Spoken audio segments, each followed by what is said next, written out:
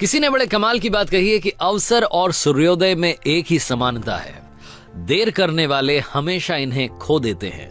Hi guys, मैं हूं RJ Kartik. एक छोटी सी कहानी। ये कहानी है मनीष नाम के लड़के की, जो मिडिल क्लास फैमिली में पैदा हुआ, जो 12th क्लास तक टॉप करता जा रहा था। कमाल का बच्चा, पढ़ने लिखने में सबसे आगे।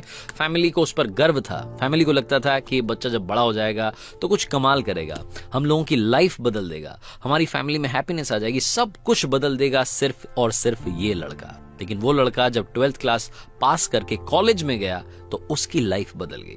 उसके आसपास ऐसे दोस्त आ गए जिन्होंने उसे बिगाड़ के रख दिया। देर रात तक पार्टी चलने लगी, घर वालों से झूठ बोल करके पैसा मंगाने लगा।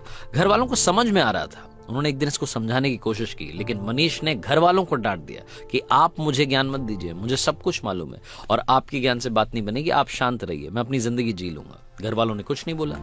1 साल के बाद में जब रिजल्ट आया तो मनीष एक सब्जेक्ट में फेल हो गया, और जहां ये फेल होने वाली बात आई वहीं ये बात इसके ईगो को हर्ट कर गई कि जो लड़का 12th तक टॉप करता आ रहा था वो कॉलेज में जाते ही फेल कैसे हो सकता है।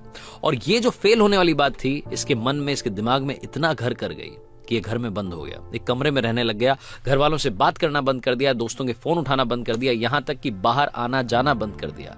मनीष धीरे धीरे डिप्रेशन का शिकार हो रहा था। ऐसा लग रहा था कि उसकी लाइफ में यहीं पर ही ब्रेक लग जाएगा, सब कुछ खत्म हो जाएगा।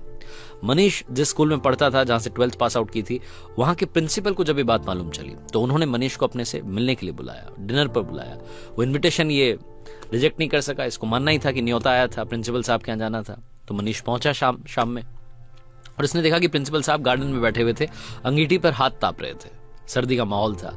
ये भी जाकर के बैठ गया। उन्होंने पूछा कि क्या हालचाल है बेटा, क्या चल रहा है, तो कुछ नहीं बोला। 10-15 मिनट तक दोनों के बीच में बातचीत नहीं हुई। तो प्रिंसिपल साहब ने सोचा कि क्या अलग किया जाए। उन्होंने अंगीठी में से एक कोयले का टुकड़ा जल रहा था, उसको बाहर निकाला और धधकते हुए टुकड़े को मिट्टी में फेंक दिया। जैसे वो मिट्टी में फेंका, थोड़ी देर तो धधका, उसके बाद में वो बुझ गया। तब मनीष ने बोला कि सर, ये आपने क्या किया? एक कोयले का टुकड़ा जो अंदर जल रहा था, धधक रहा था, हमें गर्मी दे रहा था, उसको बाहर मिट्टी में फेंक दिया, बर्बाद कर दिया। तो प्रिंसिपल ने कहा कि बर्बाद कहां कर दिया, कौन सी बड़ी बात हुई, वापस इसको ठीक कर देते हैं। उन्होंने उस कोयले के टुकड़े को उठाया मिट्टी में से और वापस लाकर के अंगीठी में डाल दिया। फिर से वो टुकड़ा थोड़ी देर बाद जलने लगा, गर्मी देने लगा। तो प्रिंसिपल ने पूछा कि बेटा कुछ समझ में आया? मनीष ने कहा नहीं। तो प्रिंसिपल ने कहा कि बेटा, मैं यही समझाने के लिए तुम्हें यहां बुला रहा था, ये जो कोयले का टुकड़ा है ये तुम हो। तुम जब अंगीठी से बाहर आए, गलत संगति में गए, मिट्टी में गए तो बुझ गए, लेकिन वापस आकर के जल सकते हो। शर्त यह है कि अब अंगीठी में वापस आना होगा, अपनी लाइफस्टाइल बदलनी होगी, अपने दोस्त बदलने होंगे। बस इतनी सी बात तुम्हें समझाने के लिए यहां बुलाना चाहता था। मनीष को सारी बात समझ में आ गई, उसकी लाइफ बदल गई। हम में से कई सारे लोग ऐसे हैं जो डिप्रेशन का शिकार हो रहे हैं सिर्फ और सिर्फ एक घटना की वजह से।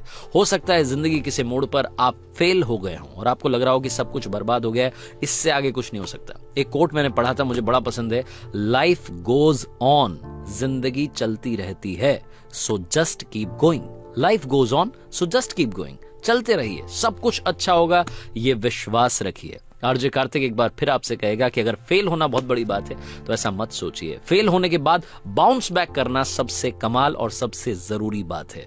ऐसे कई सारे एग्जाम्पल्स हमारे सामने हैं जो फेल हुए लेकिन उन्होंने वापसी की। तो कम बैक करने के लिए तैयार रहिए, डिप्रेशन को टाटा बाय बाय कहिए और कर दिखाइए कुछ ऐसा कि दुनिया करना चाहे आपके जैसा।